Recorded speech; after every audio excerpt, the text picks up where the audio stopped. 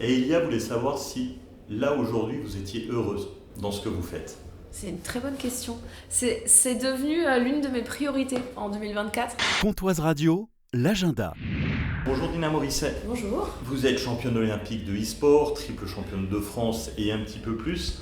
En quelques mots, Just Dance, pour vous c'est quoi? Qu'est-ce que ça représente? Aujourd'hui, Just Dance, c'est un peu ma vie. En tout cas, c'est une grosse partie de ma vie, de mes activités. Ça a beaucoup impacté ma vie personnelle aussi.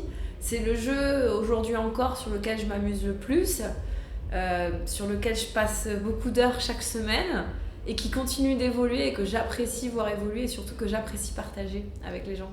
Est-ce que quelque part, je choisis mes mots mais vous n'êtes pas l'équivalent d'une sportive de haut niveau? Ça demande certainement du sport, de l'entraînement régulièrement. Comment se passent ces journées? Il y a des phases où je suis en compétition et des phases où je n'en ai pas. Typiquement, là, aujourd'hui, je ne suis pas en phase de compétition parce que je ne sais pas quand sera ma prochaine compétition. On n'a pas la date des prochains Jeux Olympiques e-sport, notamment. Donc là, en ce moment, c'est plus cool, on va dire. Mais quand on est en phase de compétition, comment ça se passe la journée 8 heures de sommeil minimum. On essaye de bien s'hydrater le matin.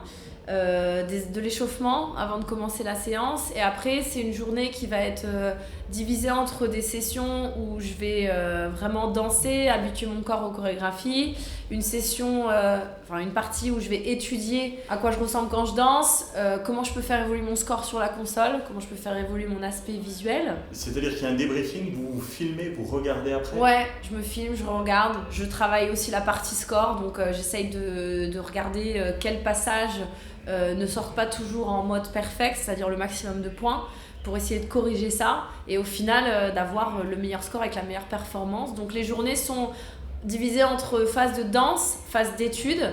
Et j'essaye de ne pas faire ça forcément tous les jours parce qu'il y a un peu de lassitude déjà, mais bon après il faut ce qu'il faut, c'est comme ça.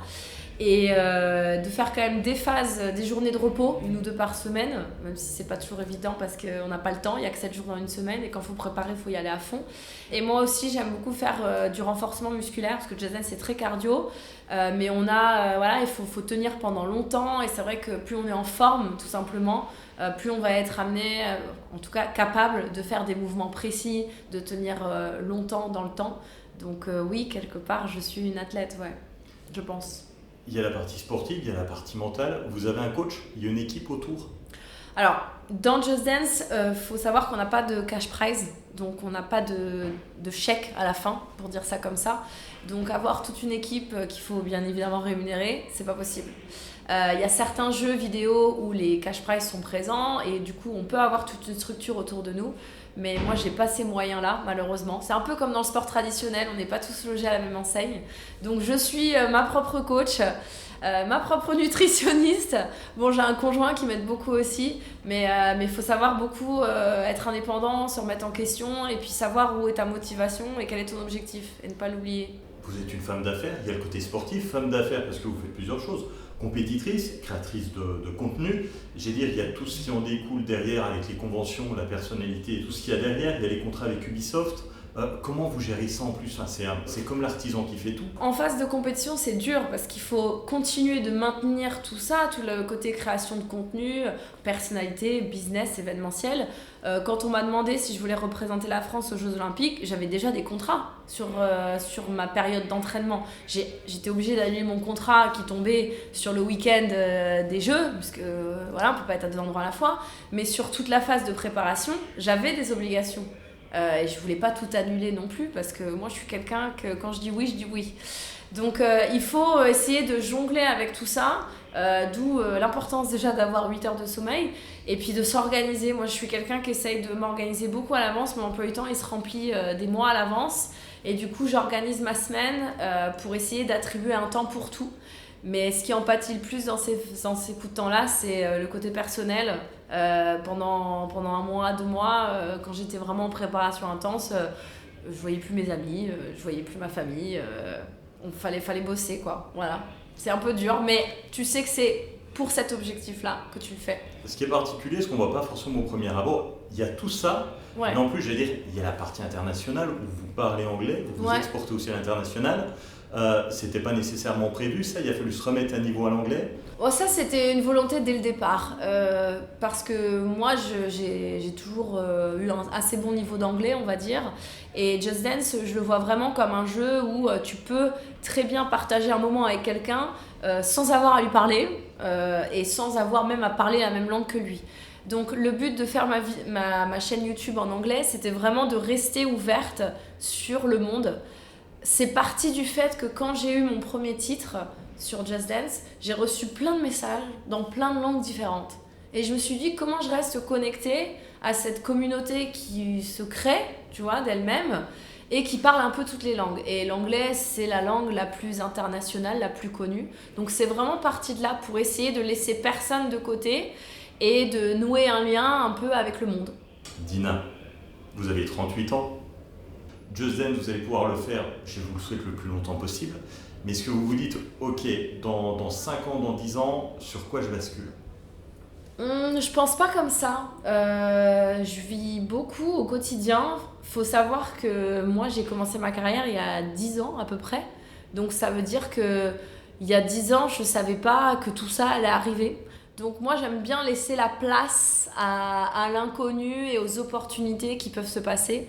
Je me dis aussi que vraiment l'âge, c'est quelque chose que tu as sur un bout de papier, mais qui ne te représente pas forcément toi. Je croise régulièrement des gens qui sont plus jeunes que moi et qui me disent « Ah mais moi je peux plus », ah bah moi je peux encore largement. Donc vraiment je me focalise pas là-dessus. Et je ferai comme ça me viendra. Voilà, je vais là où le vent m'emporte, là où la danse m'emporte. Il y a un peu plus de 10 ans, vos cousins vous font découvrir Just Dance. Il y a 10 ans, vous avez 28 ans. On commence à s'installer un petit peu dans la vie à cet âge-là. Comment s'est fait le fait de dire « Ok, je laisse ce que j'ai d'avant et je prends ce virage-là qui pour le coup est hyper risqué, qui a été une success story ».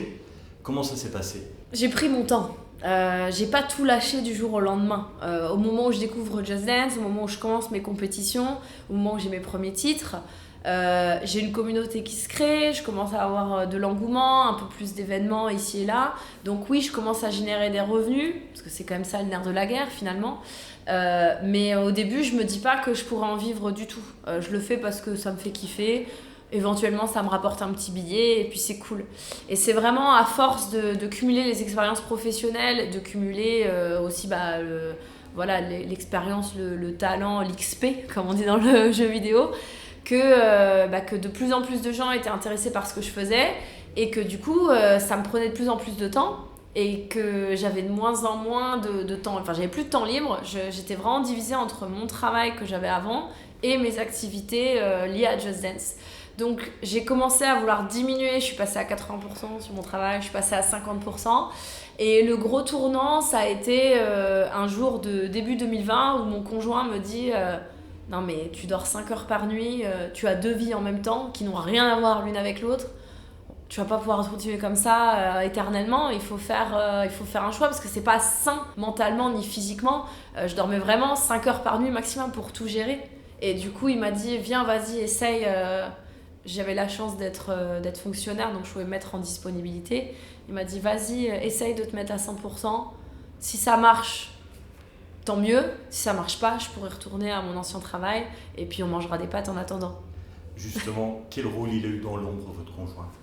Ça a été un moteur. Ça a été vraiment un soutien à la fois pour me donner confiance en moi, me rassurer, et puis de toute façon au quotidien c'est un gros soutien, il m'accompagne sur toutes mes activités, donc il n'est pas que mon conjoint, il est aussi mon régisseur, il est mon monteur, il est mon photographe, il sait tout faire, et du coup à la fois ça me permet d'avoir cette carrière qui est assez prenante tout en la partageant avec quelqu'un, de ne pas avoir ce côté un peu isolement où on est moins compris parce qu'on fait des métiers qui n'existaient pas avant, que personne ne fait, donc c'est un petit peu compliqué.